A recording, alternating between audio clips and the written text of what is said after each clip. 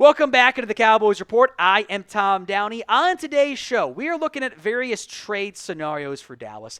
I like doing this each year, looking at what it would cost theoretically to move up, to move down, round one, round two, trade away a player, get a player, stuff like that. Now, we are using the updated NFL trade value chart over on DraftTech. It's pretty accurate to what trades look like. Sometimes there are overpays. Sometimes there are underpays. It's not always one-to-one. There's leverage, negotiation stuff that goes on. Example, last year the Lions actually overpaid for your pick. That's why you traded down in the first round. But it gives you a good ballpark for what the cost is going to end up looking like if you want to move up or move down if there's a willing partner. So predictions. Will the Cowboys make a draft day trade on one of the 3 days of the NFL draft? Y for yes, N for no. Let me know in the comments of today's show. Trade idea number one. You're going to move way up in the NFL draft. You're going to jump all the way up for probably one or two players. It's Micah Parsons, it's Abdul Carter or Travis Hunter. I think getting to 4 is maybe your most realistic option, which would roughly work out to, future picks can get a little bit weird, by the way. Some teams either more than others or less than others. Your first this year and 2 2s to go from 12 to number 4. It's a discount on the Will Anderson trade from a couple years ago. And you do it to go get Abdul Carter or Travis Hunter. It's fun. Hunter is more appealing because he can play 2 spots. I think it is unlikely in the end. Now, moving up slightly is option number 2. Of note, the Cowboys haven't moved up in round 1 since 2012. If you want to jump up for a sliding player that's a top 5 guy on your board, you could jump up to 12 for about your 3rd round pick. Remember, no 4th rounder to give up this year. And again, 4 and 8, you want to go to 6, it'll cost you about a 2nd rounder, somewhere in that ballpark there. So a 1 and a 3 to go to 8, maybe Mason Graham slides. Maybe you are desperate to take an Ashton Genty or a T-Mac or an offensive lineman in Will Campbell. I kind of think it would just be Mason Graham or Genty is maybe the only realistic ones you would give up a future 3 for. But I want to mention candidates for all the different trade scenarios here. Philosophically, in general, what do you prefer? D for trade down, U for trade up. What do you like doing in the draft? I'm a trade down guy, but if everyone's a trade down guy, can't always get the best value. D or U, it's the pinned comment on today's show, so go vote.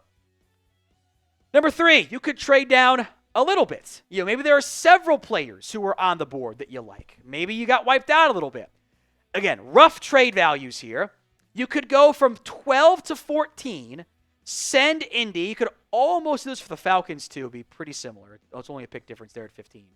Colts get a 6, whatever, it's 2-11. And you get that 4th round pick you don't have. Now, I think there are a couple players the Cowboys wouldn't trade away from. At least if I had to guess. It's all a guess right now because they're not done yet. But 4 names that they've been pretty heavily linked to. T-Mac, Ashton Genty, Will Johnson, Mykel Williams. You trade down from A, I doubt all 4 guys are there for you at 12. You trade down to 14 or 15, you do run the risk of all of those guys then being gone. So who do you want the Cowboys to draft in round 1? Let me know in the comments of today's show. Again, always assume there's a willing trade partner in a class that is a little iffy. You could trade down the medium amount. We're doing the bowls of porridge here. The Bengals, who don't ever trade up, so maybe it's a different team in the range, but the value works out pretty well. You could pick up a 3rd, thereabouts, by trading down from 12 to 19. Offensive players who you could trade down and still select. Matthew Golden or Emeka Egbuka out of Ohio State. Amarian Hampton, if he gets to 9th again. A couple of these guys probably go off the board, by the way. Insert offensive lineman here offensively. Kelvin Banks, a Josh Simmons. I don't think Armand Membu, if you trade down, ends up being an option for you. So if you don't get a T-Mac and you still want to go receiver, a trade down could make some sense. Number 5, you could trade down a lot. You could move down significantly and pick up additional assets that, as of right now, you don't really have. We'll get to what that trade idea looks like here in just a second. But first, you can get the Fanatics NFL Draft hats over at chatsports.com/Cowboys Draft. The Cowboys themed pin is the continental United States with the big old Cowboys logo on top of it. It's America's team. Get it.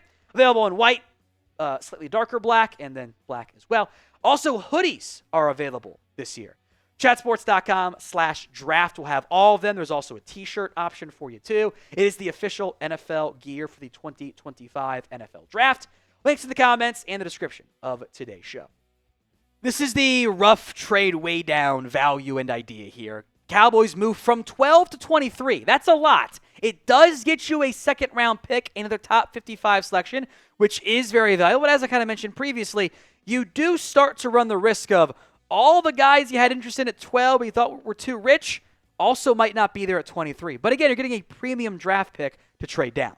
We mentioned the offensive targets earlier. These are the defensive targets. And, to an extent, kind of like insert your flavor of ice cream. I think the corners are all gone for you. Insert DT, Derek Harmon. If you like Walter Nolan, that's fine too. Shamar Stewart, Mike Green, if he slides, he might not. Jihad Campbell at linebacker, Malachi Starks. I think receiver makes more sense with who could be there. But again, the further you trade away, the bigger the risk of missing on all of those guys. They might not be there for you. There is risk to moving down. Number 6, let's jump to day 2. You could trade up in round 2 for the first time since 2014. It took Tank Lawrence, worked out pretty well for you in the end. Let's go to the very top of the second round. Pick 35 from Tennessee. They need premium draft picks. They get a third-round pick back. 44 and 76 works out pretty evenly for 35 and 120. So you're not losing a pick in the end. Now, who you go get? Whatever spot you don't address of your premium needs. That's probably where you're going to look there.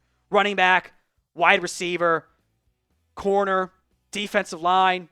There's somebody sliding like if you go like Will Johnson round 1 and Igbuka falls out of round 1, maybe go trade up for him. That could be in play for you. That's about the cost.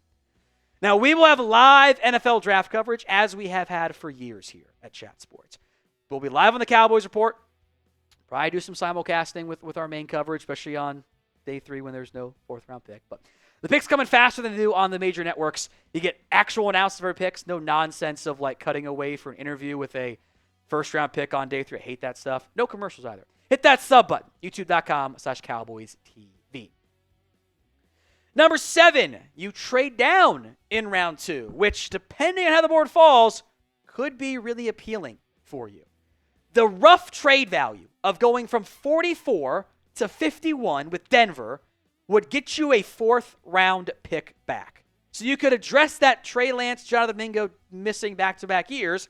You trade down several spots in the 2nd round, assuming there's someone you still can get there, and then you get that 4th-round pick back. I'm very intrigued with that scenario. Again, if you have the right trade interest and you're not trading away from a bunch of players, you'd probably have to have at least one back available because Denver might come up for a back or a receiver too.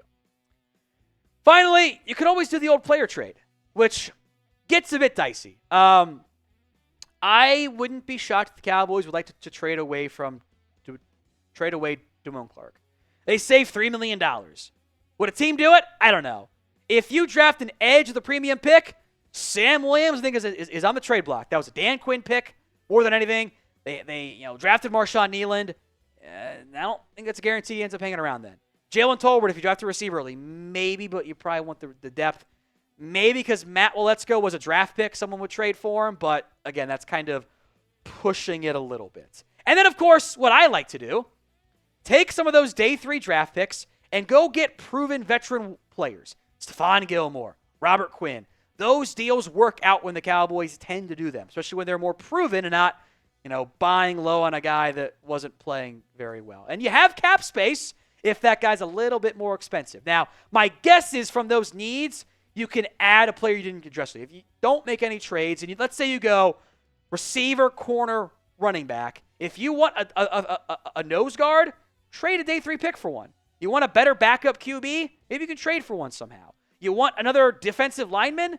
Go trade for one. Edge rusher, linebacker, that I think starts to become very intriguing from a value proposition.